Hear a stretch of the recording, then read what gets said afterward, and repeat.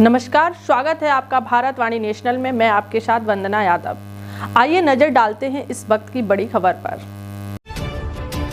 खबर जनपद इटावा से है, जहां जिला पंचायत सभागार में जिला कार्य समिति की बैठक में पहुंचे बदायूं सांसद आदित्य यादव ने कहा कि उत्तर प्रदेश विधानसभा चुनाव में सभी 10 सीटों पर इंडिया गठबंधन की जीत का दावा किया। उन्होंने कहा कि पहली बरसात में ही प्रदेश में भाजपा के विकास की पोल खुल गई है। चाहे वो अयोध्या हो या बनारस हो, क्योटो बनाने का सपना सब बरसात में धराशायी हो गया है। जिस तरह लोकसभा चुनाव में अखिलेश यादव एवं राहुल गांधी के बीच गठबंधन में निकटता बनी रही, यह आगे भी विधानसभा उपचुनाव में निश्चित ही जारी रहेगी। यूपी विधानसभा में नेता प्रतिपक्ष का पद पिता शिवपाल को मिलने को लेकर बोले आदित्य यादव। कहा कि जो भी जिम्मेदारी शिवपाल जी को मिलती है वो उसे पूरी करते हैं। लोकसभा चुनाव के नतीजे उसका परिणाम है, फिर भी पार्टी की तरफ से जिम्मेदारी मिलेगी, उसे शिवपाल सिंह पूरा करेंगे। मिलने जा रही है, किस तरह देख रहे हैं? बड़े अंतर में सफलता मिलेगी। 10 में से 10 सीटें जीतेंगे। उत्तर प्रदेश में जिस तरीके से आपने देखा है भारतीय जनता पार्टी के कार्यकाल में किस तरीके से निर्माण तो बहुत किए गए, शिलान्यास बहुत सारे किए गए, उद्घाटन कई सारे किए गए, लेकिन पहली बारिश और दूसरी बारिश में ही सारी हकीकत सामने आ गई। चाहे अयोध्या हो, चाहे बनारस को क्यूटो बनाने का सपना हो, वो सभी धराशायी हो चुके हैं। इसलिए हमें पूर्णतः विश्वास है कि जो चुनाव होने जाएंगे, समाजवादी पार्टी बड़े अंतर से जीत दर्ज कर रही है। भाजपा में बड़े पैमाने पर अयोध्या भाजपा नेताओं ने जमीन खरीदी है, इसमें घोटाले भी सामने आ रहे हैं। जी बिल्कुल, ये पहले से विपक्ष इस बात को कहता रहा है। अब जो कि समीक्षा हुई है, ये सारी बातें सामने आ रही हैं, लेकिन ये सारी बातें पहले भी हो चुकी हैं।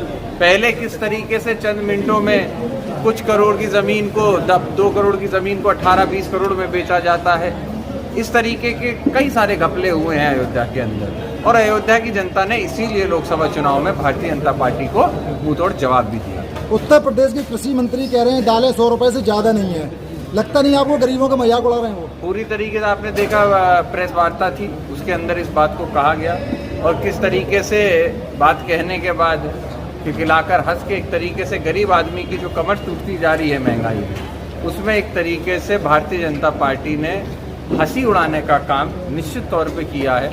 आज जो 100 रुपये की बात कर रहे हैं, अगर आप जाके बाजार में देखेंगे, कोई 120, कोई 130, कोई 160 तक की भी दालें बिक रही हैं, और ऐसे में गरीब आदमी कहाँ से जाके अपने परिवार का पेट भर पाएगा। नेता प्रतिपक्ष को लेकर जिस तरह शिवपाल सिंह जी काफी पुराने कद्दावर नेता है, क्या लगता है उनको ये रोल मिलना चाहिए? देखिए, पार्टी का नेतृत्व का फैसला होगा।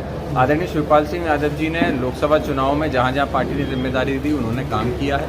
आगे भी जो जिम्मेदारी मिलेगी उन सभी को निर्वहन पूरी तरह करेंगे। आज भी जो कार्य समिति की बैठक थी, उसमें उन्होंने अपनी तरफ से संदेश यही दिया है कि संगठन को मजबूत रखना है। तो मैं समझता हूँ हम सभी लोग, चाहे आदरणीय शिवपाल सिंह यादव जी हों, चाहे जितने भी नवनिर्वाचित सांसद हों, हम सभी लोग अपनी जिम्मेदारी बखूबी निभाने का काम करें। कांग्रेस पूरी तरह से गठबंधन में इस बार चुनाव लड़ने जा रही है, साथ में विधानसभा। जी बिल्कुल, अभी आपने देखा है किस तरीके से आदरणीय राष्ट्रीय अध्यक्ष आदरणीय अखिलेश यादव जी और आदरणीय राहुल गांधी जी का जो साथ रहा है लोकसभा में, आप सबने देखा है, एक बहुत अच्छी प्रॉक्सिमिटी बनी हुई है।